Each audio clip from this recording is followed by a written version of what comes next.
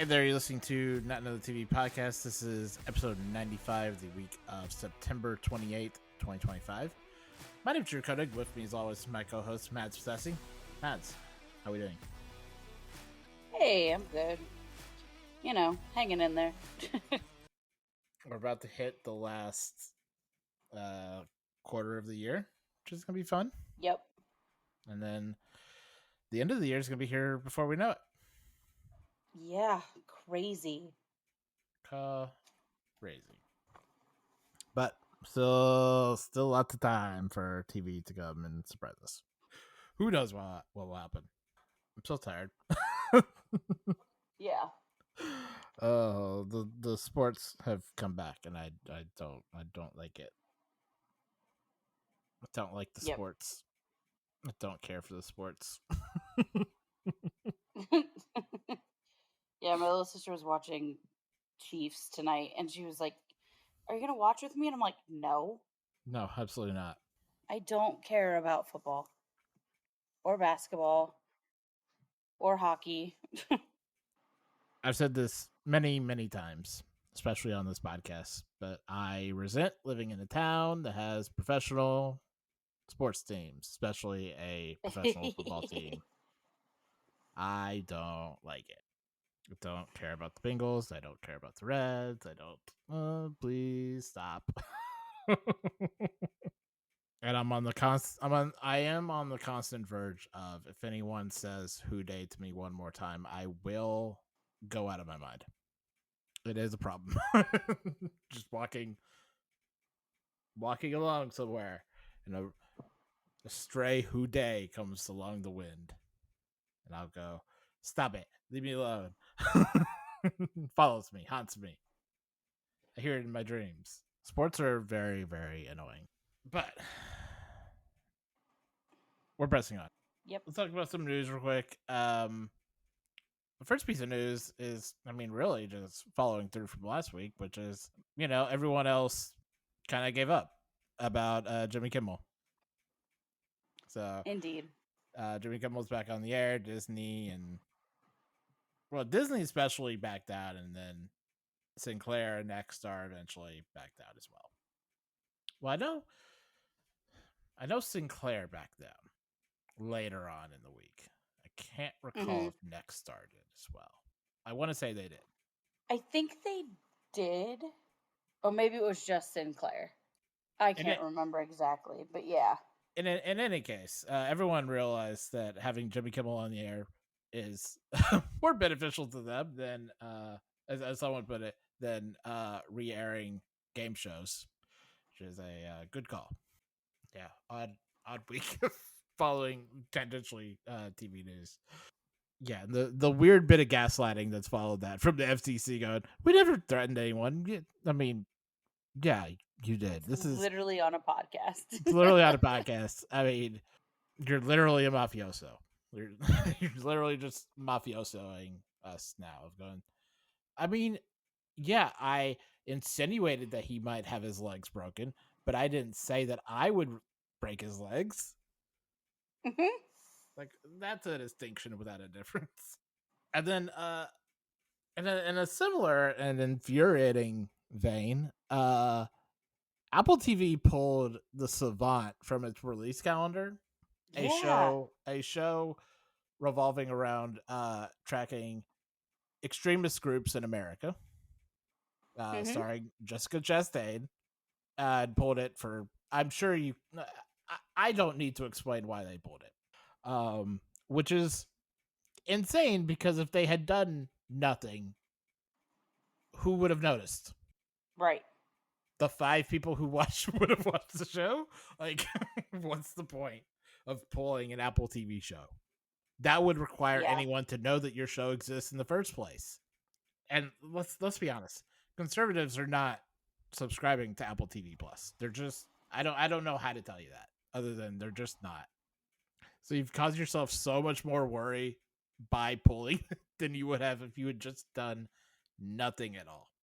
Because let's be real, like, Apple TV Plus, majority of their shows get maybe 100 eyes on it.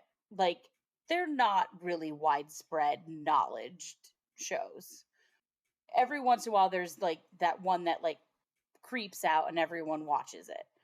But for the most part, most people don't know about Apple TV Plus. I hope that Apple still releases it sometime in the future. I mean, Mhm. who knows what happens anymore?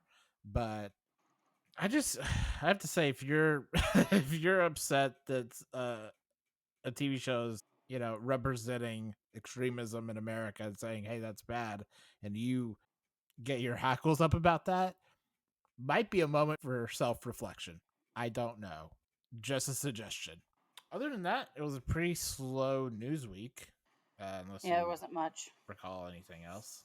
There was one thing that I wanted to talk about briefly. Now I'm just remembering it. The Duffer Brothers, who make Stranger Things over the course of a million years, said in an interview over the past week that after Stranger Things is done, presumably, that they want to continue making more long form television with the emphasis on long form of seasons that take place or seasons that have multiple year gaps between them. And to them, just really briefly, I want to say, A, you are making television worse, actively worse. And Mhm. B, I think at a certain point, you just want to make serial movies, right? Yeah. You're not interested in making television because you're not interacting with television as was meant to be done. No. You just want to make movies. And that's fine. If you want to make movies, there's nothing wrong with that. But just go make movies. I don't understand the people that work in television who feel this need to justify it or couch it as something more evolved than television. Absolutely. Like this weird amount of shame that people that work in television have for the medium that they're supposed to be making is bewildering to me. Again, if you want to make movies, there's nothing wrong with that. Film is great, but you're making TV. And at a certain point, you have to interact with the medium as it is, or Yep. don't do it. I do think that the continued success of the Duffer Brothers and people like them is making television actively worse, though. And so many of the people that I follow on the socials had similar sentiments of what you want to do then is to make a movie series, not a television series. Right. Because people tune into TV to see these characters year after year, not wait 5 years between and have to pretend like no time has passed.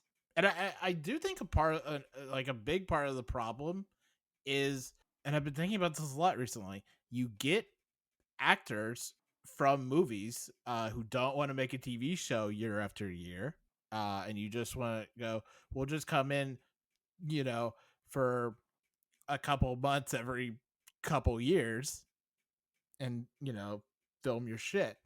That's bad for TV. You need to get people who know Yeah, how to make TV. You need to get people who know how to shoot television and know how to be on a TV schedule because that's what absolutely. that requires. Like part of what makes part of what makes the pit really good is you got people who were TV people and were also fucking theater people Mhm. Yep. and knew how to work on that schedule. Film people are great. They don't know how to work on that schedule. You can't get Nicole Kidman and whoever the fuck to be on that schedule. This is another rant for another time. Let's move on to the GOAT. So the GOAT is a weekly segment we do here on the podcast where myself and Maz nominate a best TV character or episode of all time and pit them against each other in a poll online. This week, in honor of Doc and Brilliant Minds coming back, we are talking about our best TV episode or character from a medical show. Medical drama felt too Mhm. limiting. So, medical show. And I don't need to tell you how broad of a category that is. How Yes. truly bountiful our choices are. Like even as I'm considering like listing off the options that we have, we could literally be here all day saying Elsewhere, Grey's Anatomy, ER, Scrubs, Children's Um, Hospital, and on and on and on and on and on. The Night Shift, Code Black. Like I'm thinking of like lesser known shows that I liked. Right, yeah. There are truly so many options. So many things out there. Mads, hit me with your submission for the GOAT this week. All right. So I was thinking of potentially doing something from the Night Shift. But I did not give myself enough time to really like dive back into that because I haven't touched that show since it stopped airing, which was a while ago. And so I was like, I'm not familiar enough to like be able to nominate something at this time. So I was like, all right. And so then I was looking at the other medical drama that I absolutely love, which I have nominated an episode for. So sticking to Drew's rules, I looked at the GOAT to see like, did we nominate a character from this show yet? And we had not. So I know it's very like, oh, of course, but I'm gonna go with ER, and I'm not gonna go with the obvious character, which most people would probably pick John Carter, but I'm gonna actually go with my favorite character, which was Dr. Kerry Weaver, um, who came to the show in season 2, played by Laura Inez. And she was this very strict, no nonsense doctor who entered the ER and like made her decisions everybody else's problems, basically. She had a lot of contention with Susan Lewis and Doug Ross and a little bit with Dr. Green, but Dr. Green was a little more willing to bend to her desire of, basically she was like a manager type in an ER setting. But the really cool thing about Kerry Weaver is that she had one of the most interesting character arcs through her time on the show, which spans the majority of the show. In the later seasons, she wasn't around as much, but in those, the bulk of her time on the show, she was the central protagonist, a female protagonist in the ER, I should say. And she was fantastic in my eyes from the beginning because she was disability representation. And I thought that was just really cool for a show that's airing in the mid 90s to have someone so front and center have a very visible disability and it be a big part of who she is as a character. But over time, she became even cooler because she started to realize that she doesn't like men. She's actually a lesbian and she had internalized homophobia, and that became a really big thing. And when she came out in like season 7, it was still the early 2000s. Like it was like, I want to say like 2000, 2001 that she technically came out on screen, but not to really anybody in the ER, right? And it still took a few years for her to actually tell anybody in the ER that she was queer. Um, and it became a big central storyline to her that she became this queer representation. She went through relationships in the same way that heterosexuals went through relationships in the early 2000s when that was not normal, especially for a primetime drama like ER. Um, and it kind of like set the stage for us to have that kind of representation on shows. And one of the things I will say negatively about Kerry Weaver's character, and it's more on the writer's side than it is the character herself, is that the writers had her go through a surgery a few like 10 seasons into her run because Laura Inez was having physical health problems with having to portray someone with disabilities, such as Kerry Weaver's. So they had her go through a surgery to correct her disability problem. But overall, Kerry was just this big advocate for social justice and civil rights. And, you know, you start to see a softening of her around season 3 when one of the main physicians is diagnosed with HIV and she becomes her confidant and advocate. And she goes to bat for her, and she really sets the stage with a policy in the ER that someone with HIV can still work in the ER.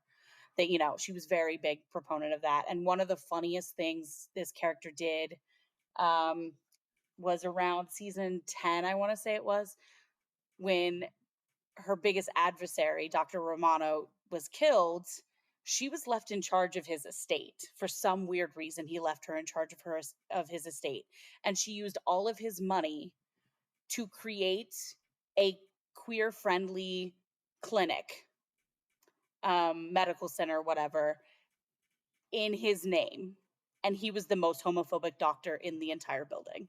So it was really, really funny because she was just like the petty bitch. And I loved her from day one. She was just such a great, iconic character. She was a strong female character that wasn't afraid to just be herself. She didn't bow down or change herself for anyone. And I love that. And that is why I nominated Dr. Kerry Weaver from ER. Nice. So I was thinking about it's been like a day thinking about medical shows before I remembered that there was one I was going to there was an episode I was going to nominate a couple of months back when we did our season finale episode. Mm. That I felt very, very stupid. Even though this isn't, yes, I know a season finale, and this is House season 4, episode 15, entitled House's Head, which is part of a kind of 2-part finale to that season. And this was in the 07 writer strike, which for some reason brought out some of the best uh, Yeah. TV episodes that have ever been made. Between this and The Constant on Lost, just somehow some weird alchemy happened there. I don't quite understand because it defies any logic. But House's Head is this really it's interesting in the ways that it both obeys and kind of defies the regular conventions, sticking to a formula. House on a bloodhound looking for the puzzle, and so Hmm. the large conceit of this episode is that House has been involved in this really horrific and traumatic bus crash and believes that there's someone out there who's dying but is not necessarily connected with the bus but is connected with the bus, and he's trying to like navigate that and come out with an answer. And the large part of this, I could have easily also gone with like the second part of this with Wilson's heart, which was more of the emotional fallout of this episode, and is more affecting. But just the end of this episode, as House is kind of navigating his memories and trying to relive this bus crash, and once you get to the moment in the episode of what's around my neck, Amber, and that reveal that it's one of the fellows that House fired at the beginning of in the early parts of that season, and was Wilson's girlfriend, and like picked a drunk House up and like took him on the bus, and then you see this really awful bus crash. It's beautifully directed, but it's just like, again, like I said, wildly horrific, and you almost can't believe that it was made as part of a 24 episode, ideally part of a 22 episode Fox series. Like, it's just so visceral and affecting and downright upsetting, and it taking you to that place and leaving the other episode to really deal with that fallout, and that how everyone's feeling about that is really gutting. It's just such a good example of a lot of the smart writing that wasn't necessarily clever, is what I think differentiates itself from its other Sherlock counterpart of like of Sherlock, you know, where Sherlock was clever. I don't think it was ever smart. Hmm. House had smart writing, which is really evident in this episode. and just a true testament of like what the show could do when it was truly firing on all cylinders. Given that this was this was made during the writer's strike is kind of baffling to me. So that is my pick. House, titled House's Head. Nice. That's a good one. I think It's one of the few House episodes that sticks with me to this day. that is the GOAT for this week. We are actually going to be back in 2 weeks, so we are not sure what our GOAT is going to be. But stay tuned. Don't forget to vote for this week online on all our social medias. Without anything else, let's move on into the main part of our show. So to kick us off this week, we are talking about the mentioned 20 Fantasy High sophomore year, Fearful Symmetry, which is pretty much what Brennan says at one point in this episode. If you talk about the Forest of the Nightmare King at a certain point, you gotta go into the Forest of the Nightmare King and see what's going on. And this is that in all its glory, and it's all the promised threats that it's made all season. It's a little frightening, not gonna lie. Yeah, it's good. There's a lot of really good character stuff in this episode.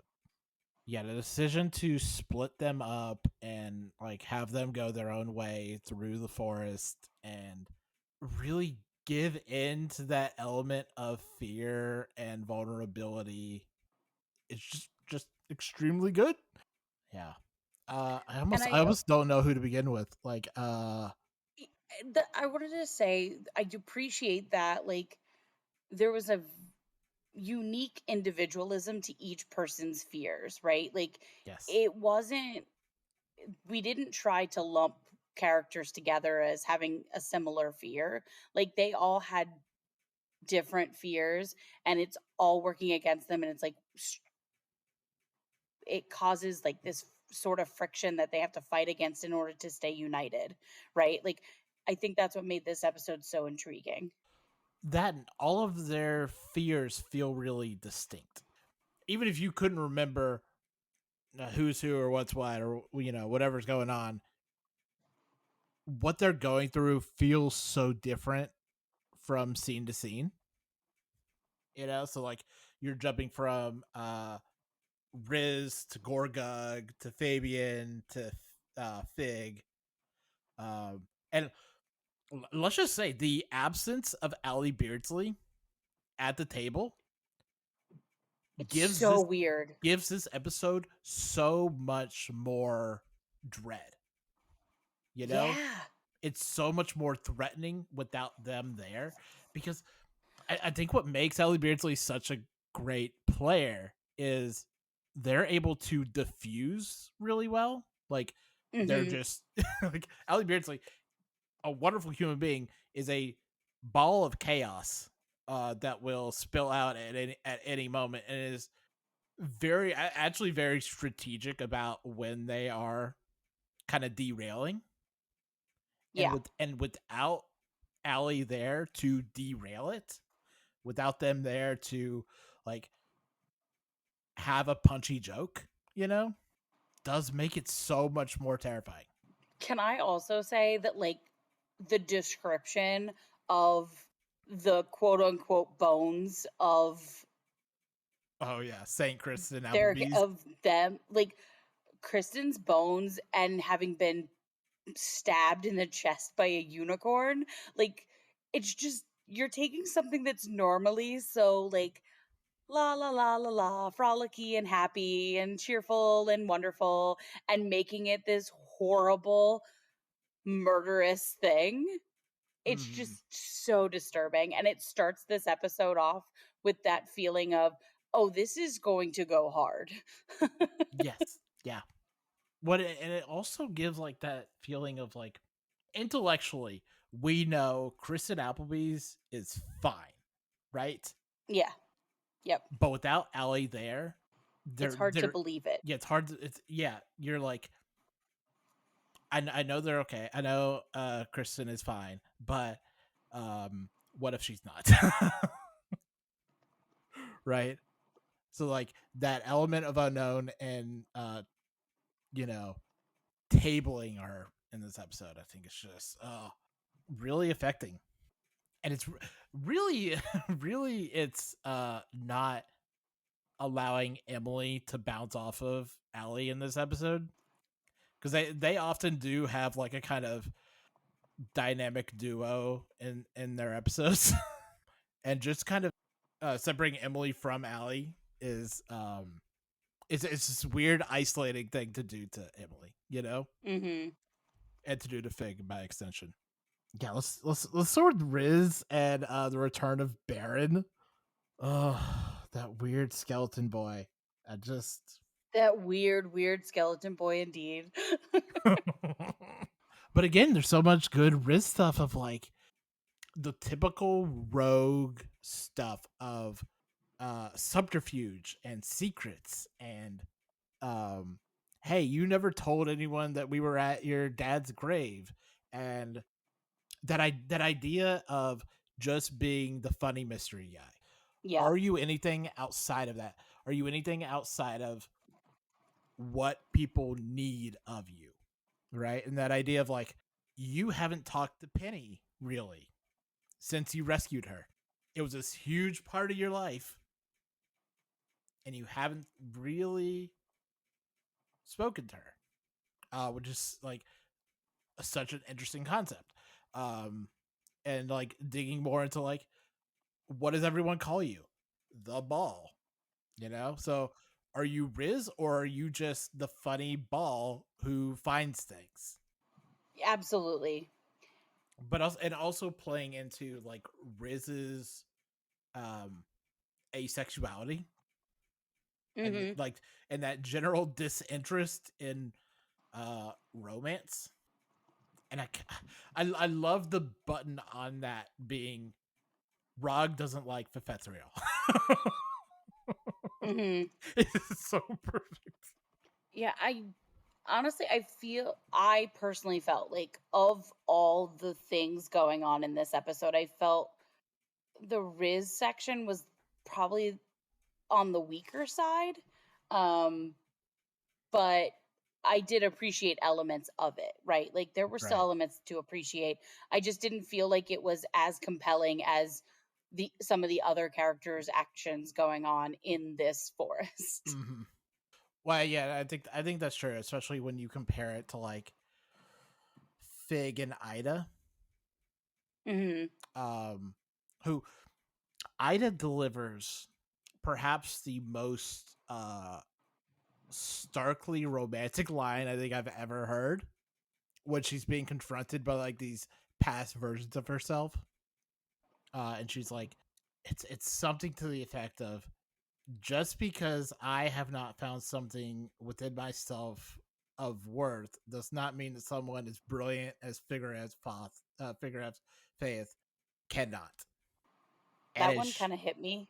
yeah, it's so perfect. It's so Ida, and it's the most romantic thing I've ever heard in my life.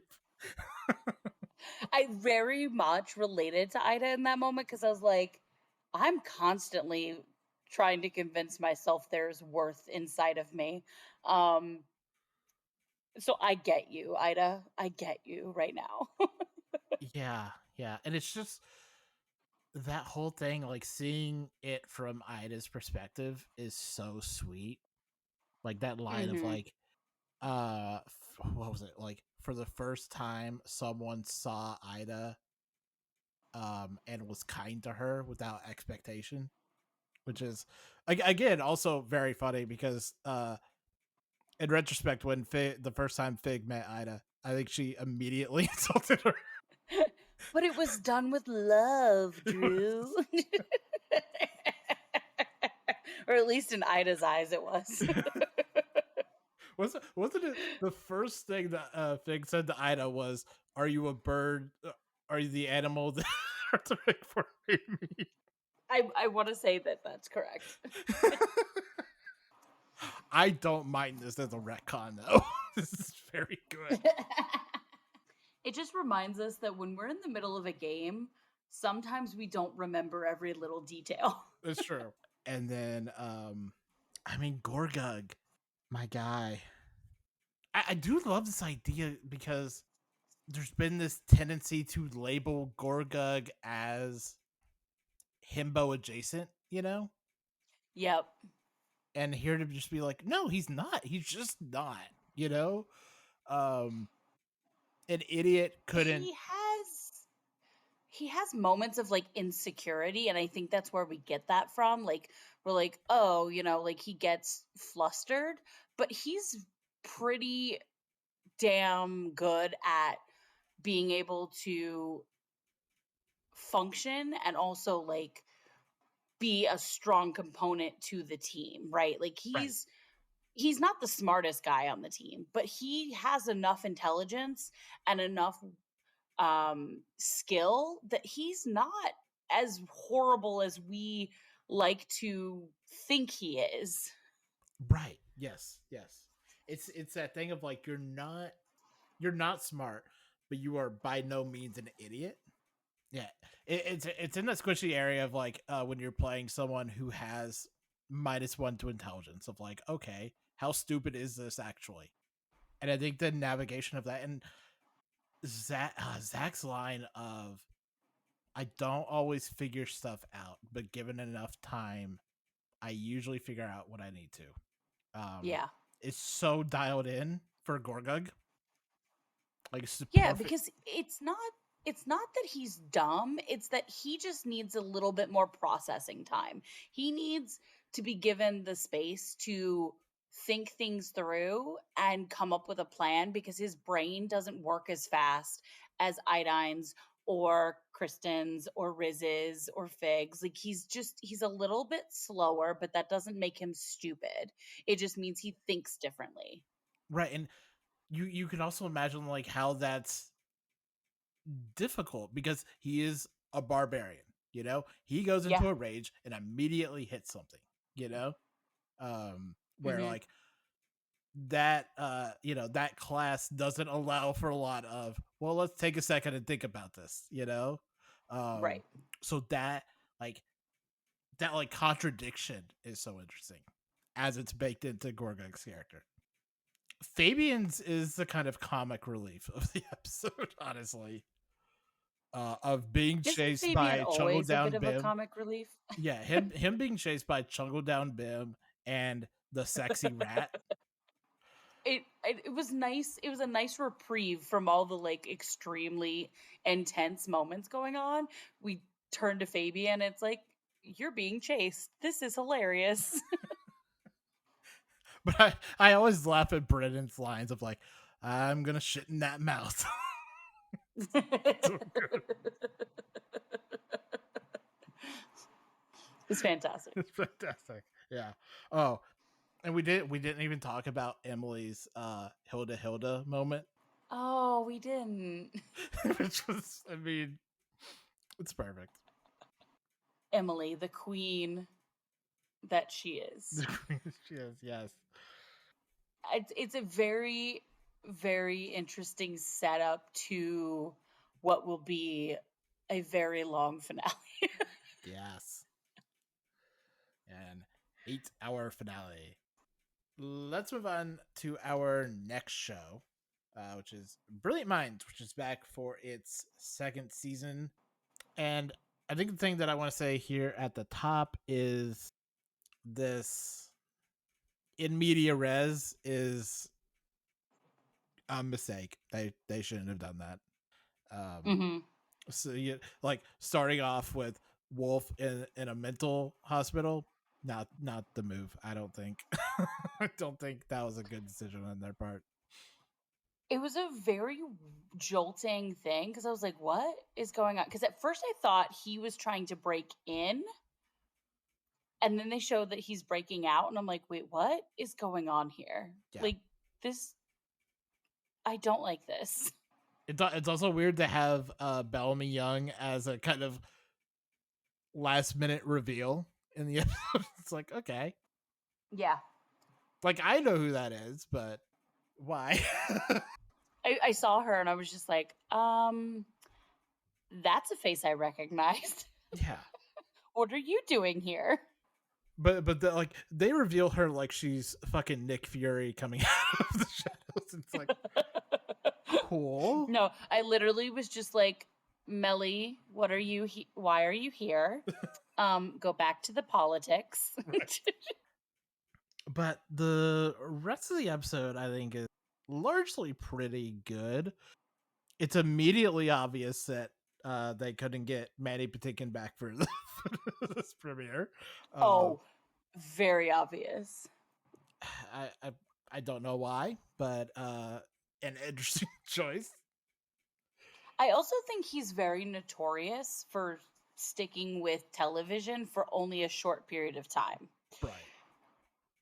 Because he did it with Criminal Minds too, where he was just like, "Nah, I'm done. I'm good. Thanks, guys. Bye." Yeah, it's just such a weird choice to be like, here's this new character, we're introducing him at the finale, and then new season, character's gone. Don't worry about it. He's there briefly for like a total of maybe 10 minutes in the whole episode, and that's it. Yeah, I don't even that I feel is, I think he's I there. said maybe 10 minutes, giving Even it a lot of wiggle room. 10 minutes feels very generous. Yeah. I think he's there for like one minor flashback scene or like one minor scene, and that's it. Like a blink and you miss it scene, and that's it. That's true. That's true. This new doctor, I don't like him. I don't trust him. It's just, even understanding what they're trying to do, which I do, there's no reason to bring in this cis het white boy doctor. I just don't care about him. I don't care what his deal is. Yeah, we didn't need it. I liked some of the stuff with Wolf and the other doctor, Nichols. Yes. Some of their scenes were quite enjoyable. That I will say, this isn't a ship that I've always been like locked in on, but that moment of Nichols defending Wolf from the patient's father, I was like, okay, I'm here. I'm set. This is extremely good. You the same? I felt the same way. Like I was like, I was curious about the ship in the first season, but it wasn't like, okay, I'm down hard for this. But then he goes and defends him, and I'm like, yes, I want 10 more moments like that. Please. Thank you. Yeah. The instant that he is threatening to beat up this woman, I'm like, yeah, okay. This is extremely good. I need this. Thank you. And it's also just like it's partly the delivery from Teddy Sears, and also cutting to Erica and Dana, Mm-hmm. them giving each other a little look. And it's just, this is so good. I am here for all the queerness on this show. Like, this show ended up being way more queer than I anticipated it being, and I'm okay with that. Yeah, between Wolf and Nichols and Dana and the paramedic Katie. Yeah. Oh, I love them. It's just so nice to be surprised by the level of queerness on a show. Yeah. Like, I knew Zachary Quinto's character was gonna be gay because Zachary Quinto really only plays queer-coded characters.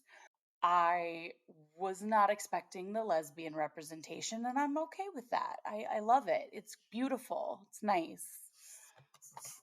I also found this episode very intriguing because I'd never heard of this condition. And so like I was like, that's interesting. The body is thinking the arm doesn't belong there. Like that's so weird. Like the arm is acting of its own accord. Like our brains are weird. Like let's just put that out there. Brains are weird. And this show proves that every single episode. Also, am I the only one that was like terrified he was going to die in his final match? Like I literally was just like, this guy's gonna die. I definitely thought he was gonna like $1 Million Baby, which like him losing that fight is like the more honest answer to that, like it's the Absolutely. more honest ending to that episode, but also I'm glad he won.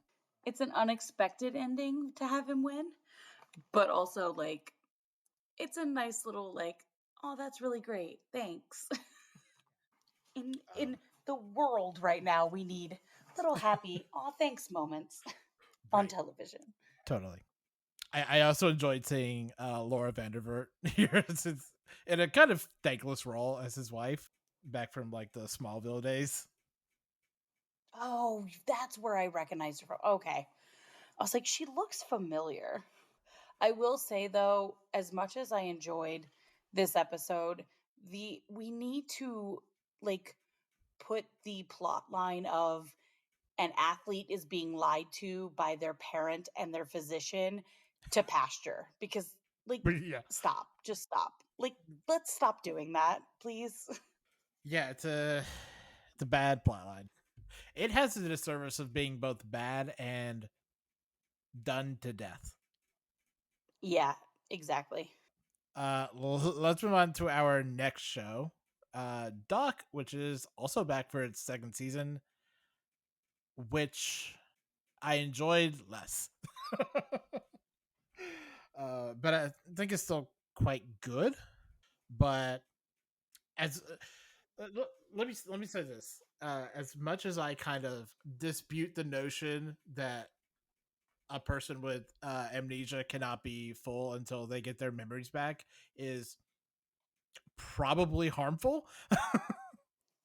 Her getting her memories back is the right move, because this is like the point of, all right, we got to figure out something different. We got to figure out, because we can't keep relitigating past, Harms that she doesn't remember. yeah, the past version of this character and try to reconcile that or figure out how good of a, like, we just need to move on from that. That and I was put off by the fact that they decided for their season opener, they're like, we're going to have a patient steal a gun and hold the hospital hostage. No, please don't. Let's not do that, please. I think our society's had enough guns for right now. Like isn't there a different way we could handle this story without it involving a hostage situation? And I felt like the concern for TJ just really wasn't there. No, he's mentioned And I'm just like, sometimes. guys, he's in surgery. Why are we not more upset about this? I also thought it was like one plot too many. You know what I mean? It was like Mm-hmm. Yep. you needed to cut the new wife's pregnancy, the labor, out of this episode, because you don't need it. You have enough Right. going on. It should have been a different episode. Yeah, you I don't need will say that. I do give the writers an appreciative thank you for the fact that they chose to go in the direction of the kiss in the finale of last season was, this is the last time we're doing this, and Yeah, she's actually not interested in getting back together with him. She really does want to stay with the current guy, and I'm like, I appreciate that. And I also appreciate that you're showing that the current guy is still butthurt about it, because he has every right to be butthurt about that kiss. Like, it's right. good balance. I appreciate that they didn't immediately jump into, well, she's in a love triangle. And it's like, no, please. Yeah, that was so clearly a season break, and everyone going, "Wow, there actually isn't places to go with this." But I appreciated that he, despite being upset, he still went to bat for her with this patient. Like, he was just like defending her. And I was like, oh, you do still care about her, even though you're mad at her and you have every right to be mad at her. Because I kind of like them together. I think they have a little bit more chemistry than she does with her ex husband. Yeah, it's a frustrating dynamic, because a lot of times it feels like he's in love with a woman who not only doesn't exist now, didn't exist Hmm. before. you know? Yeah, he's got like rose tinted glasses on. Yeah. Yeah. Like what he says about her at the end of the episode, it's all fair and good and maybe true in this contextualization, but totally like sidesteps a lot of the harm that the show has demonstrated that she did. But It's definitely telling us that this dynamic is going to be up and down the rest of the season. Like you can just tell that they're like going to have that be like a back burner drama on this series. They're just gonna be like, these two are gonna have to work out their shit, but it's gonna be all season long. Also, I'm pretty sure it's still ethically bad to not tell a patient that they're gonna die. It's still Yeah. like that. Still feels like a doctor no. I don't know. Still feels like not to call it to be like, hey, by the way, one day you're gonna die, and there's really nothing we can do about that. So have fun with that. Mm-hmm. Instead of letting it get to this point. Yeah. It was a decent episode. I'm curious to see what they're going to do with her this season because it's still not very clear. But if we're pivoting from here, this is the moment, I think. Like we don't need that amnesia / car accident to be the central part of the story anymore. Like we need to show her reinventing herself because she isn't that same person. She's different now. And it would be great for the writers to explore that. Let's move on to our next show, Slow Horses, which is back for its 5th season. The most consistent and dependable show on TV, I think. This first episode is a bit slower than I think a lot of the other past seasons have been in. Feels a little bit of a downtick from last season, which was a lot more exciting and enthralling in a lot of ways. But this is more emotional fallout from everything that happened last season and how characters are dealing and like one character is on the verge of moving on from Slough House, and one is kind of perpetually paranoid that another member is on the verge of being assassinated, and might actually be clocked for an assassination. This also has the unfortunate thing of a very visceral mass shooting in the first scene as part of a committed by a potentially far right individual. And while very real, that I don't know that I need that right now. Mm-hmm. Yep. Especially from Slow Horses, a show that does a lot of very real stuff. Just not sure that I need it in this particular moment.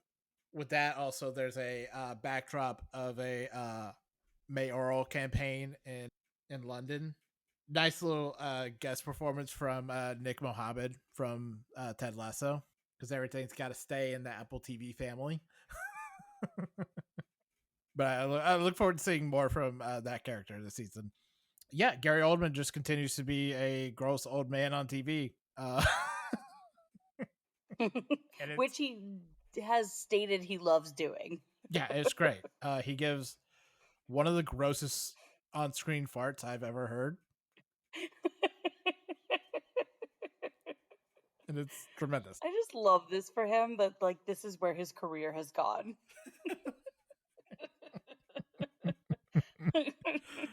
And he's fine with it too. Like I love that he's leaning into it. He's like, "Oh, you want to compare all my farts? By all means, I will help you do that."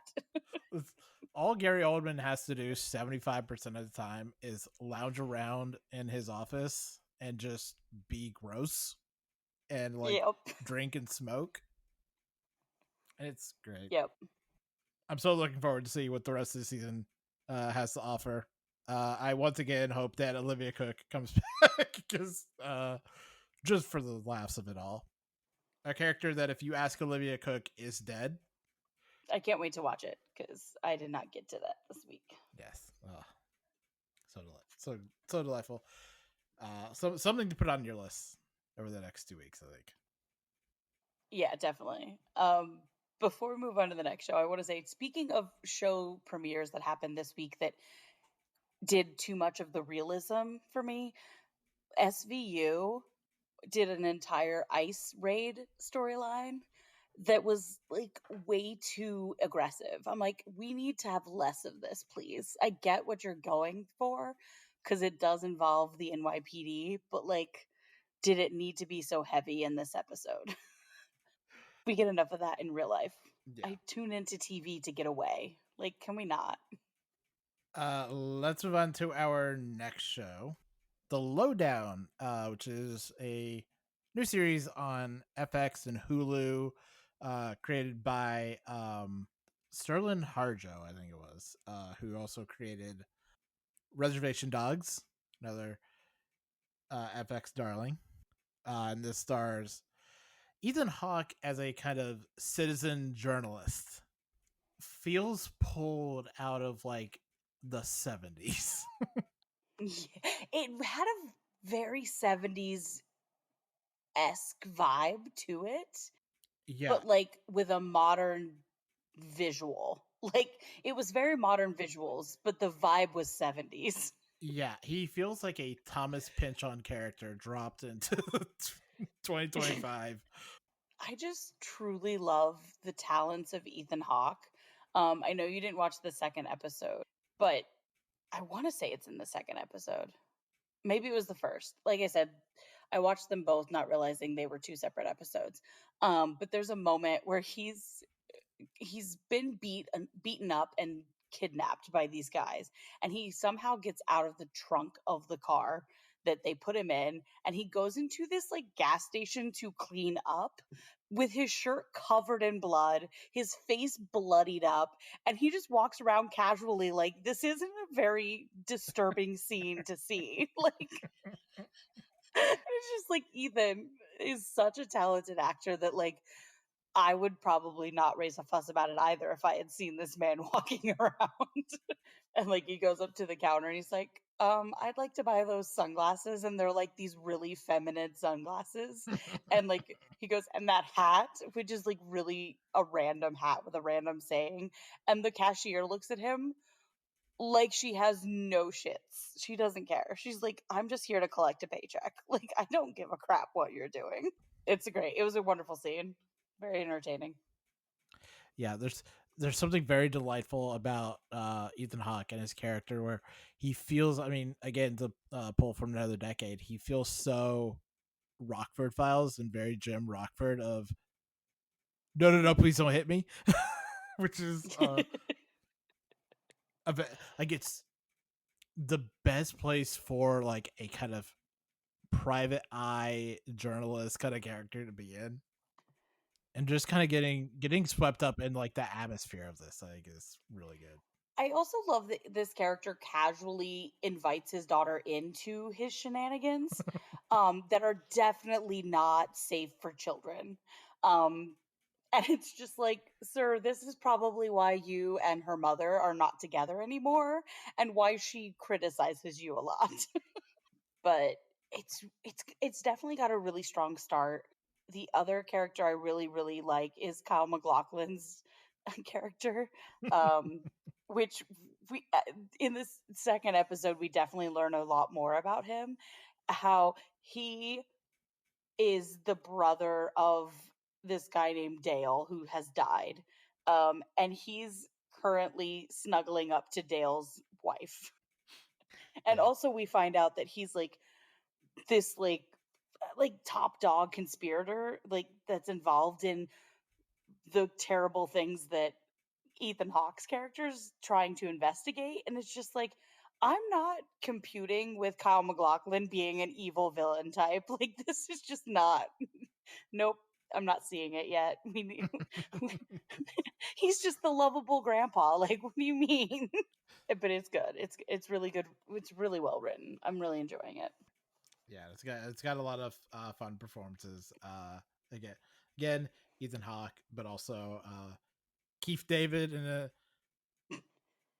reappearing role. And He literally lets Ethan Hawke out of the trunk of the car, and mhm. and he's like, "I need to talk to you about something." And Ethan Hawke's character's immediate response is to scream, run away, and get in the car that he just got out of and drive off. Like, and Keith David just kind of watches the receding car with a look of utter frustration on his face. And it's just so, the visuals are better than the dialogue.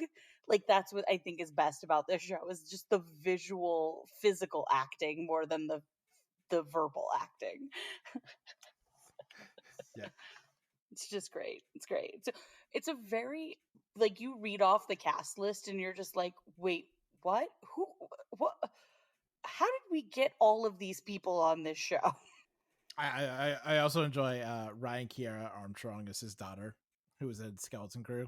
Yes, she's fantastic. Yeah. She's a little nosy busybody just like him, and I love it. Like, you can just see that she's going to become similar to him in the future. Yes. Because he's like, you need to go in the other room. And she'll stand just out of sight and still listen. She's like, I don't care. It's a solid start. Yeah. Very, very fun. Speaking of fun, let's move on to High Potential. And here's the thing. You can't have a larger than life borderline comical villain and then give Mm-hmm. them a real monologue about real shit. Nope. Because he's 100% right. Yeah. Nothing he's saying is wrong. And it puts us in the position of going, no, Exactly. which isn't good. I will say David Matoli is very good in this episode. Mm-hmm. Like he is just that right amount of smarmy without it becoming like too much, you know? Like he's just Mm-hmm. has that right balance of smart villain who's a little bit cocky, who's a little bit taunting, and it just kind of hits in a sweet spot, and he's so good. And again, his monologue at the end of the episode is really good. Like it's Yeah. really well delivered. It really kind of makes you start to feel for him, which is the show of great writing, because you're like, this is a guy who has done awful, awful, terrible things. But his reasoning behind it is actually, it makes sense, even though we're not supposed to tell him it makes sense. And it also doesn't at all make sense because like a lot of his reasoning is, well, I haven't hurt anyone, and it's like you had Oz at the bottom of a pool. But in his eyes, he didn't hurt anyone. There's the difference. Like, it's his Like perception of things. he didn't hurt anyone because they got to everyone in time. It's just a clear distinction. He's like, it's kind of like, I forget what show it is, but like I vaguely remember there being a similar type villain being like, well, nobody died. I knew you were going to find them in time. And it's like, okay, but you still went through it with the intention of killing them, but also knowing they wouldn't be killed. Like, you had that intention in the back of your head that if they die, you wouldn't care. Like, Right. but that is an actor that David Antoli is an actor that I have loved for quite some time, because he does have that duality of, I have this physical visage that puts people at ease, but I can also be either very villainous, like in High Potential, or I can be very much a threat, right?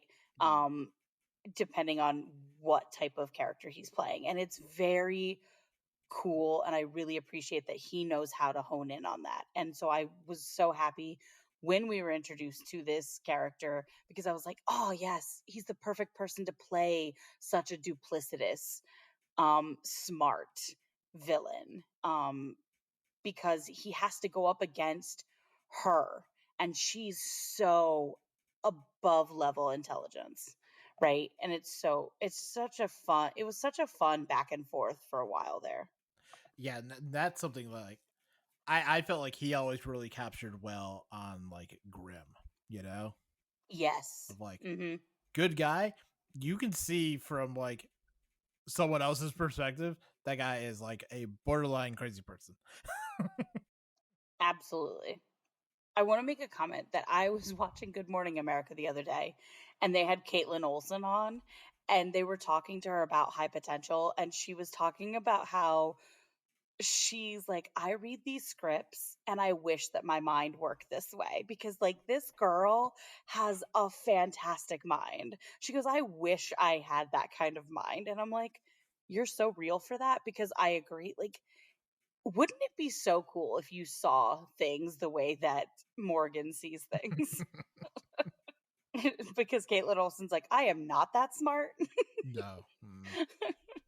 Oh, there was the other thing. Oh, again, we don't know what to do with Ludo. Like Ludo just is just there. He's just there, yeah. I did appreciate that there was that like sort of emotional reprieve from the intensity of this case to have her show up and see her son do a talent show thing Hmm.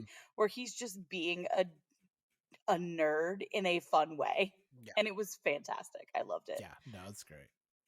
Let's continue on to our next show, The Rainmaker, which I've got up to episode 6. I think you're also up to episode 6. I Um, am up to episode 6. Yep. my own tangent. What's the point of having Peacock if it's not up to broadcast? Like, why? Explain it to me.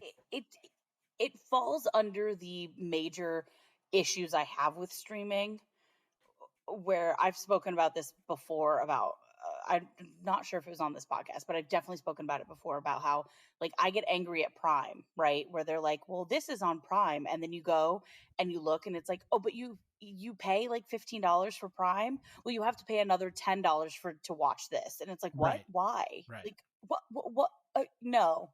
And so then when you get this where like Peacock is advertising, yes, you can watch The Rainmaker on Peacock, it's a USA show. And it's like, oh, but just kidding, it's a week behind. And it's like, what? That makes no sense. This same thing 15 years ago was 100% free. And like this was the well, if it if you want to watch it for free, you have to watch it a week behind. Now we're paying. Yeah. Yep. It's just, and I think this is one of the only shows that I know of that's a week behind on streaming.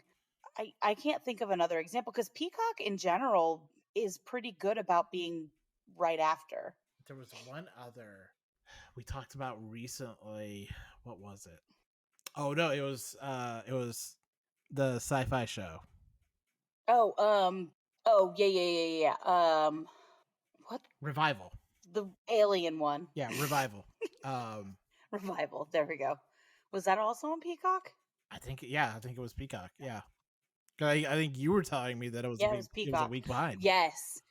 Yeah, because it was Peacock and it was a week behind. And I'm wondering if that's what it is that Peacock allows their like major shows, the NBC specific shows to be on the day after, and then their subsidiary channels like USA and Sci-Fi are a week behind. I wonder if that's the case.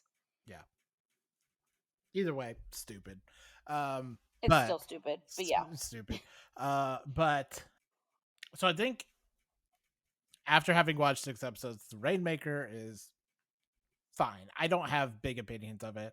Sarah is a nightmare character Yep. who needs to be in less of the show. I don't mind her. I think I talked about this last week. I don't mind her as a character. It's how connected she is to Rudy that is a problem. Yeah. Like, I understand this woman now who has this intense need because before I couldn't figure out. I was like, why are you being written and played as a character who is hungry when I know you're not, right? Hmm. You are a trust fund baby with admittedly no self-awareness. But why are you playing it like you're starving? And I think I Yeah. figured it out that this is just someone who is so desperate to a proximity to power and wealth that I think overrides everything, and Yeah. pushes her to be like, I need to advance at this law firm, but also has like morsels of morals, you know, like crumbs of I think morals. I think one of the things that like really irritates me about her is that she has no allegiance to anyone really but herself. Yeah, Like she plays both sides like the fiddle that she is. And I don't necessarily appreciate that in a character unless they're a stronger built character than her. She right. is a very privileged little white girl who's never had a struggle in her life. And she's trying to act like, well, I could be like Rudy, who struggled his whole life and is now struggling to find his place in the legal world. And I can be in his world, but I can also be in the I'm very privileged and I am elite and all this world. And I'm like, you can't, I'm not buying it. I'm not buying it at all. Right. What even like her being with Rudy, which I think is the weakest part of the show. I think It is the weakest if part of you the cut that show. part out of the show, she would be a fine character, perfectly serviceable Hmm. character. But like her being with Rudy is such like a it's that rich thing of I did this kind of charity that made me feel good. Hmm. Even Because like even if she you loved him and arguably still loves him, there was still Which that I don't even believe she loves him. Like that's the thing is I don't believe in that relationship because I don't feel it. no, Like there's no strength to what they're quote unquote experiencing together as a relationship. Like it just feels to me like two colleagues who who went to college together and they're like, we kind of need to hang on to that because we went to college together. And it's like, no, you don't. No, you don't. Move on. I think if it was just that they went to college together and now they're on like opposing teams, That would be more that interesting. would be better. That would honestly be better than in this episode. She's like, "Well, we broke up," and I was like, "Did you? Did I miss that part?" Did I miss that part? 100% I thought you were also still together. I also didn't appreciate that she somehow knows his login for the bar exam Oh yeah, and that she logged into his account and was like snooping on his results. And it's like, because I knew that she wasn't doing it out of a concern for his future. It was more so she could report it to her boss and be like, yeah. oh, if he didn't, if he didn't pass the bar, she'd be like, well, guess what? We don't have to worry about Rudy because he didn't pass the bar. Um, and I'm like, I do think there's a girl, kind of no. double edged sword there. Like I do think there's a Hmm. even if it's not a overriding part, there is a part of hey, did he pass? You know, because like when she says like he's brilliant, I believe that she means that. Yeah, I believe that she believes he's brilliant, and like yeah. I believe that she thinks he's a great lawyer. You know, whether or not there's quote unquote love there. And I love the reason he didn't have his results was because he got the highest in the history of the state God, for the last like 10 years. that's the dumbest thing I've ever heard in my life. That's just Listen, I was like, that's funny. I mean, yes, he's very smart, and it's clear that he's very smart. He's able to think on his toes for the most part. In the high stress situation in the courthouse, not so much in that moment, but I think that was more because it was Sarah than it was that he just didn't have an answer, right? It was right. more that he was just flustered by her. And so he's clearly very brilliant and he knows what he's talking about. He's able to pull the most obscure case law you could probably come up with.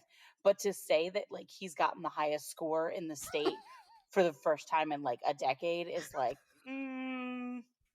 I haven't seen that level of It's brilliance. so stupid. Also, I can't get over.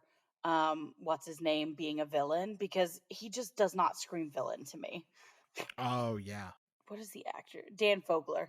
I'm like, you do not have the vibe of someone who is a serial killer. Like, you just do not have serial killer vibes. Mm-hmm. Yeah. But they're trying really hard to make that happen. They're trying. They are trying so bad to make it happen. God bless them. They're trying to work that plot line in every every chance Hmm. they can get.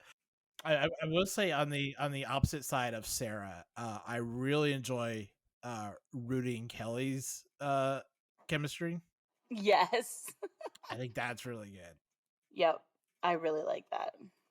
I do. I really like that, because honestly, it was really funny because like I'm watching this, and like we get a few episodes in, and I'm like, why are you flirting with this girl, Rudy? I thought you had a girlfriend. But then I'm like, no, his girlfriend's not really there for him. So I'll give him a pass on this. Yeah, He also has more chemistry with this girl than with his actual girlfriend. yeah. But I also really like the dynamic between Rudy and Deck, Oh because yeah. Deck is just such a charming slash buffoon type character. And it's just so fun to watch them work together, because it's just like, in what universe are these guys coworkers? Well, it's in the Bruiser universe. That's what it is. Yeah. Which, speaking of Bruiser, the whole bringing the FBI into the plot is just like, okay, now we're adding way too many plot lines. Yeah, which is insane because I feel like we get nothing from Lana Parrilla in this show. No, we don't really get anything from her. She just shows up on occasion to look like a lawyer. Like, that's it. Yeah, like she's two of the biggest actors on the show, and I feel like we barely see her. We get more out of John Slattery than we do out of Lana Burrell, Yeah, which is such a crime, because she's nothing against John Slattery, but like I prefer Lana Parrilla, and I'd love to have more of her than of John Slattery. well, like the problem is John Slattery can do this in his sleep. You know, It's true. like he can do It's this what kind of performance. You know, blindfolded on one leg. You know, like it's very lawyer, ad man, similar vibes. Like, this is just his bread and butter. yeah. Like, he's just executive type, all written all over him. Mhm. I will say the last 10 or so minutes of episode 6 had me fully locked in. So I am interested in what the season does after this, because that like the deposition hearing is very good. Hmm. Like It really that is. feels like price of admission. Even if the actor that plays Rudy is again doing the most aggressive Matt Damon impression I've ever seen. Like it's a good performance, but it's so Matt Damon. He's like, okay, we have previous source material. I'm going to watch it to familiarize myself. And then he just becomes it. And it's like, no, no, no. We probably shouldn't have done that. It's to the extent that I somewhat suspect that Matt Damon has partaken of the dark arts and has possessed this man. Hmm.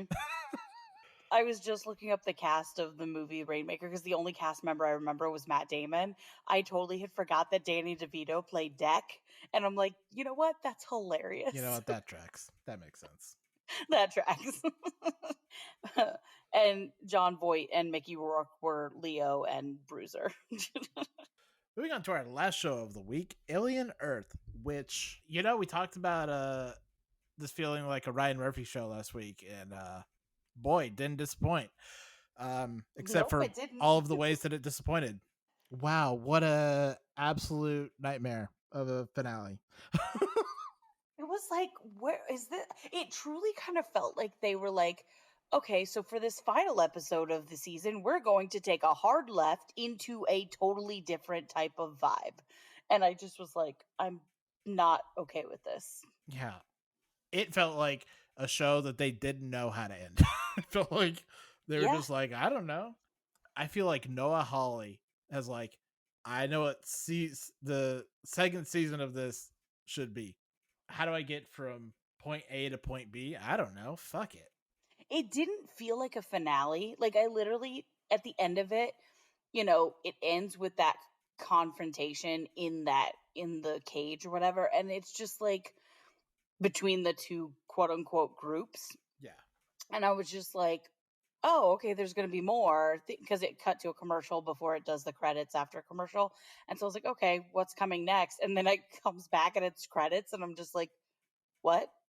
Oh, Um, oh yeah, yeah, th- this felt very unfinished, but not in a way that a finale typically does if they think they're going to get another season, right? It just felt yeah. very much like we have another episode. Like, Right. No, I even checked because I was like, okay, Countdown burned me by making me think that we were done with the episodes. I'm gonna make mhm. sure that we're done here. Yeah. And I was like, we this were. does not feel like a final episode. This was bad. Yeah, no, I saw maybe David Chen said this of like, for some reason, the show pivots into being a Jurassic Park survival episode for no reason. What are we doing here? Yeah, no, it just felt like a show that wrapped itself up last episode and then had one more and was like, well, I don't know. Yeah. It just, from start to finish, I was very much in the mindset of, what are we doing here? And it also felt very weird that it seemed as though they were annihilating all of the quote unquote adults in the storyline. And it's like, why are we doing that? Yeah. Yep. We need to have those around if we have another season. When Timothy Oliphant went down, I was like, "Oh no, we're done for." We're done. He's like, and so we get this final scene, and his character's laying on his back because his character's got a broken back, and it's just like he's just kind of laying there, and it's all Timothy Oliphant facial expression acting because he can't move his body, and it's just so funny. And I'm like, this shouldn't be funny. This isn't supposed to be funny. No. And I think, look, we have a real problem now because Wendy is radically overpowered. Uh huh. And there's really nothing you can do with that. There's Mm-mm. How do you make that interesting? How do you She is overpowered past the point of it being reasonable. But yeah, I just keep looking at like individual components of like, cool. So we didn't wrap up the eyeball monster, No, he just inserted himself into the dead chest guy. It's fine. which is like, that's the that's the Chekhov's gun of, you're gonna have to, what this season kept setting up was, one day we're gonna have to see this eyeball monster go into someone and then have to hear it talk. Uh huh. And as much as I was not ready for that to happen, because it was gonna be scary and weird and creepy, that's also the thing that you set up and you didn't see it through, right? Like, I very much, when the eyeball thing entered that doctor's body and he just like started standing up, I was like, oh no, no, no, no, no, thank you. He's supposed to be dead. Let him stay dead. yeah, Um, yeah. please don't So reanimate him. We're good. And like, I wasn't entirely certain what the xenomorph was doing when it came up to that dead body and like kind of like just I guess sniffed around a little and then walked off. Like, I was like, um what is the point of that? on that note, xenomorphs were not meant to be seen in daylight. Nope. Uh, didn't mention that last episode, but this this white gray xenomorph, it looks bad. It looks real Mhm. bad. Xenomorphs weren't meant to be seen like that. They're meant to be seen in darkness and low ambient light. Yeah. Full clear daylight in the middle of a no. Mm-mm. It's just like this show started so strongly and did such a good job so early on that it's sad to see that this is the final episode because it's like, no, not liking this. No. I like that some of the kids had something to do. Like, I'm glad that Curly had something to do for once, but Mm-hmm. like her pivot doesn't make sense. Even even where they are now, it doesn't make sense for that character. No. It's like they remembered that there was a character there and they were like, oh, right, we need to have Curly do something. Yeah, which is a shame because I think, like, I mean, I've said this all season, but I think Arana James is quite good, Mm-hmm. and it's just a waste. I mean, I'm glad she's not Yeah. dead because that's what I was afraid was gonna happen. So we'll at least get more, but yeah, I wish we had done something more with that character this season because Mm-hmm. Missed opportunities. if nothing else, Sydney Chandler is going to get work after this. Because I think she's one of the Amazing. standouts in Yeah. this. Yeah. She was really, really good. Yeah, there's like a kind of quiet intensity with her character that I quite enjoy. That She's very good. She's very good at acting with her eyes, which is not something that many actors can handle on the level that she needed to for Wendy, but she managed it like so eloquently